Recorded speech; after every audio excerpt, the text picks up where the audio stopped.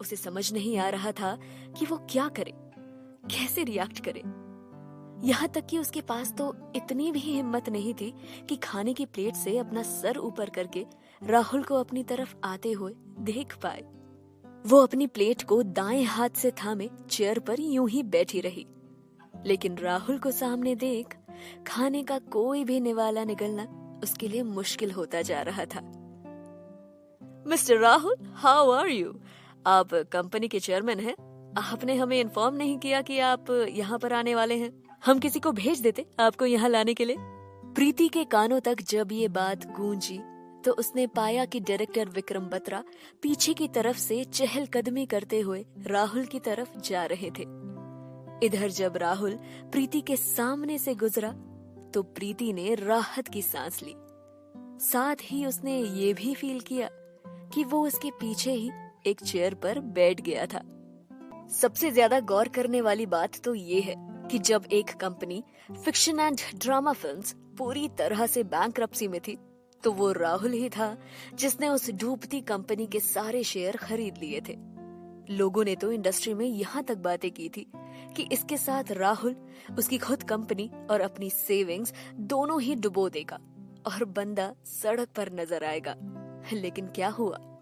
उसकी मेहनत इतनी ज्यादा थी कि आज उसकी कंपनी इंडिया की सबसे बड़ी एंटरटेनमेंट कंपनियों में से एक है। तो आखिर राहुल खन्ना के बारे में कोई बात क्यों ना करे? बंदा है ही तारीफ के काबिल, ना कोई कंट्रोवर्सी ना कुछ। वो सब तो ठीक है, लेकिन राहुल खन्ना के बारे में सुना है कि उसे लोगों से ज्यादा बात करना पसंद नहीं है और वो अपना काम ज्यादातर खुद से ही करना पसंद करता है। हालांकि इस बात में कोई शक तो नहीं है कि उसकी एबिलिटीज, उसकी लुक्स, उसकी acting skills Indian film industry में टॉप पर है। एंटरटेनमेंट इंडस्ट्री का सबसे बड़ा टाइटल मिस्टर इंडिया वाकई उसकी पर्सनालिटी पर सूट करता है। बस देखना ये है कि इस मिस्टर इंडिया से शादी कौन करता है। बड़ी लकी होगी वो जो इसकी वाइफ बनेगी।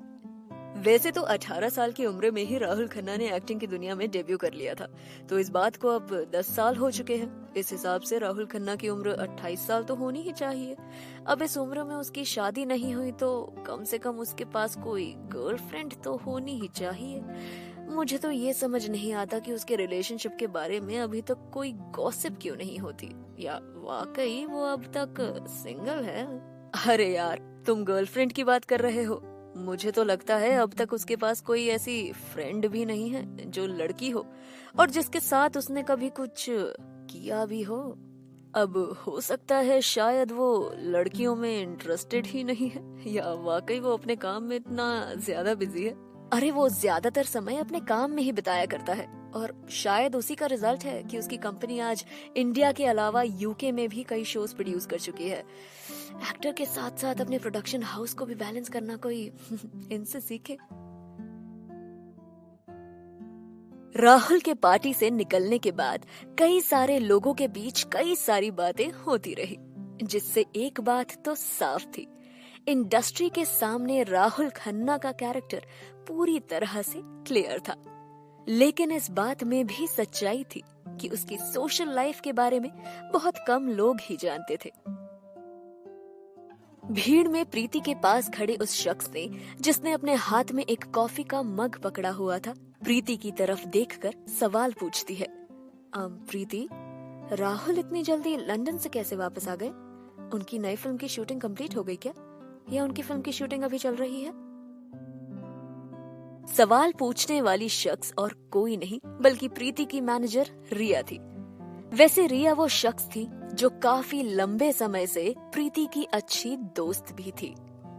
हालांकि प्रीति ने राहुल और अपनी सीक्रेट मैरिज को अब तक सीक्रेट ही रखा था, लेकिन प्रीति ने अभी थोड़ी देर पहले ही रिया को अपनी उस सीक्रेट मैरिज के बारे में सब कुछ बताया था। चूंकि रिया उसकी अच्छी दोस्त भी थी, इसलिए वो प्रीति की बात को अच्छी तरह से समझती भी थी।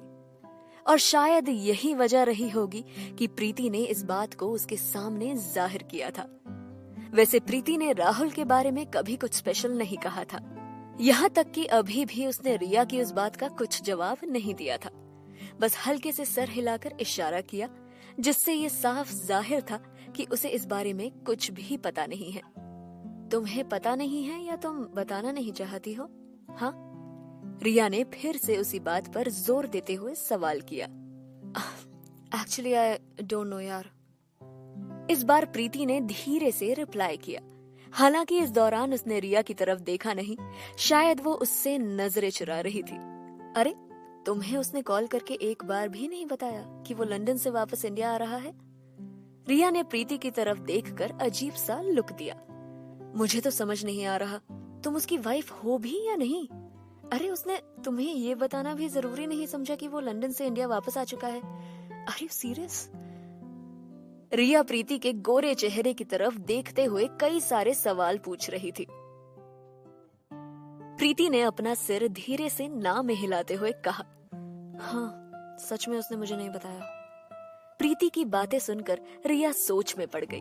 क्या वाकई प्रीति और राहुल रिलेशनशिप में थे? उसे कुछ समझ ही नहीं आ रहा था। अब तक तो वो समझ रही थी शायद दोनों पार्टी में एक दूसरे की शादी को छुपाने के लिए ये ड्रामा कर रहे हैं, लेकिन अब उसे अच्छी तरह से समझ आ गया कि माजरा कुछ और ही है।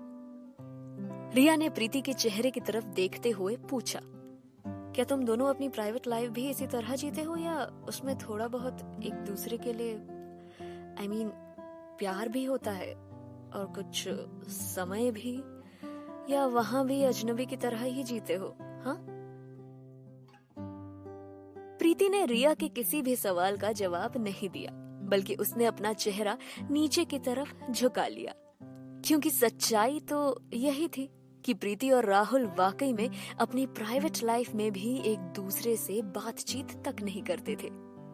पिछले 5 महीनों से दोनों एक मैरिड कपल के रूप में जरूर थे, लेकिन असल में एक दूसरे से एक अजनबी की तरह रिएक्ट किया करते थे। सोचते सोचते प्रीति का चेहरा लाल हो चुका था। उसने अपने लिप्स को दबाते हुए अपनी मैनेजर और दोस्त रिया के पहले सवाल को अवॉइड करते हुए दूसरे सवाल का जवाब दिया। पिछले 3 महीनों से हमने एक दूसरे से बात नहीं की है और यही सच है। क्या कहा? 3 महीने से तुम दोनों ने बात नहीं की? रिया शॉक्ड थी। शायद वो प्रीति की बात को इतनी जल्दी एक्सेप्ट नहीं कर पा रही थी। सच कहूं, मुझे तो समझ नहीं आ रहा कि तुम सच में उसकी वाइफ हो या आई एम सॉरी बट उसकी रखैल हो। सॉरी, ये वर्ड मुझे तुम्हारे लिए यूज नहीं करना चाहिए था, लेकिन इस सिचुएशन को देखते हुए मुझे ये लगता है कि तुम शायद उससे भी बुरी हो। वो तुम्हें यूज कर रहा है और कुछ नहीं। सच तो ये है कि एक रखैल को भी किसी की रखैल बनने के लिए बहुत कुछ मिलता है, लेकिन तुम्हें क्या मिला? बोलो प्रीति, तुमने अपने आप को देखा है? जिस तरह के कपड़े और ज्वेलरी तुम पहनती हो, शायद वो लाख रुपए से ऊपर भी ना हो, लेकिन वहीं राहुल की औकात इतनी है कि वो तुम्हें करोड़ों की ज्वेलरी तक दिलवा सकता है, और तुम ये कैसी जिंदगी जी रही हो यार? अरे, वो चाहे ना तो तुम्हें ए रेट की एक्ट्रेस में इजीली शामिल कर सकता है, पर तुम्हें क्या मिला? टेलीविजन सीरीज, एक प्यार का नगमा है, एक मामूली सा रोल इस सीरीज में। Are you serious? मुझे तुम्हारे लिए बहुत बुरा फील हो रहा है यार। आई एम सॉरी मैं ये सब बोल रही हूँ, लेकिन समझो। प्रीति चुपचाप रिया की बातें सुन रही थी। उसकी इस तरह की बातें सुनकर उसके दिल में अजीब सा तूफान उठ रहा था। वो उस समय बहुत कुछ कहना चाहती थी, लेकिन बड़ी मुश्किल से अपने आप को कंट्रोल कर रही थी। लेकिन देखा जाए तो रिया की बातों में सच्चाई भी तो थी। आखिरकार प्रीति राहुल के लिए उसकी रखैल से ज्यादा और थी भी क्या। हालांकि दोनों ही रोल्स में उसे राहुल खन्ना के साथ हम बिस्तर होना था, लेकिन यहाँ तो राहुल की वाइफ होने के बाद भी वो उससे इसलिए नाराज था क्योंकि वो उसके साथ हम बिस्तर हो चुकी थी। आखिर ये कैसा रिश्ता था? प्रीति अब भी खामोश थी। उसने कॉफी का एक बड़ा सा सिप लिया। उस कॉफी की कड़वाहट भी उसके सीने में मचलती हुई उस कड़वाहट से काफी कम महसूस हो रही थी उसे।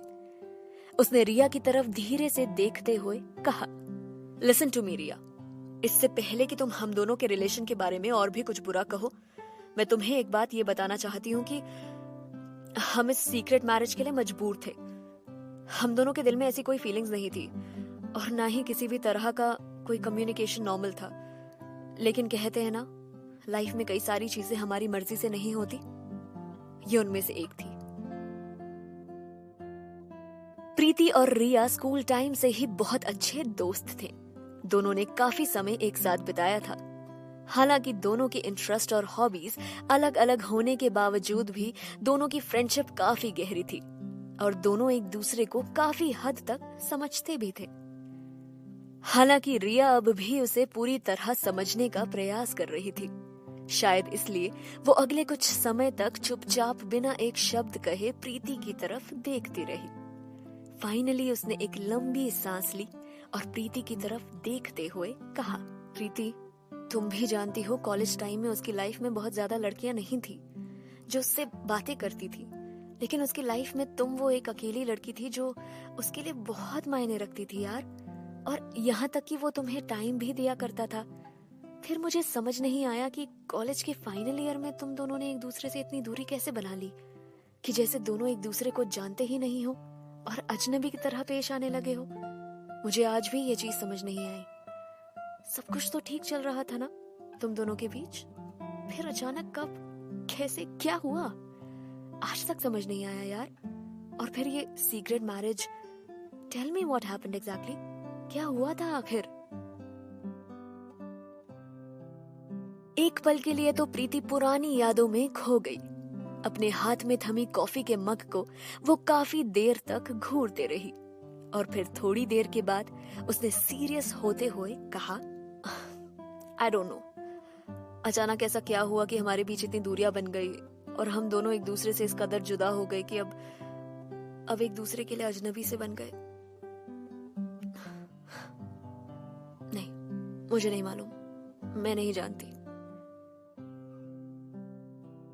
दूसरी ओर राहुल सितारा ग्रैंड होटल के पार्किंग में जब तक पहुंचा तब तक उसके मैनेजर ने कार गेट के पास ही पार्क कर रखी थी। उसने जैसे ही देखा कि राहुल कार के पास आ गया है, वो ड्राइविंग सीट से बाहर निकला और उसने पीछे का दरवाजा खोला। राहुल कार के अंदर बैठ गया। कार का पिछला दरवाजा बंद करने के बाद अरुण ड्राइविंग सीट पर पहुंचा और उसने कार का इंजन स्टार्ट किया और अगले ही पल कार सितारा ग्रैंड होटल से बाहर निकल चुकी थी। अब इस कहानी में आगे क्या हुआ, ये जानने के लिए सुनते रहें।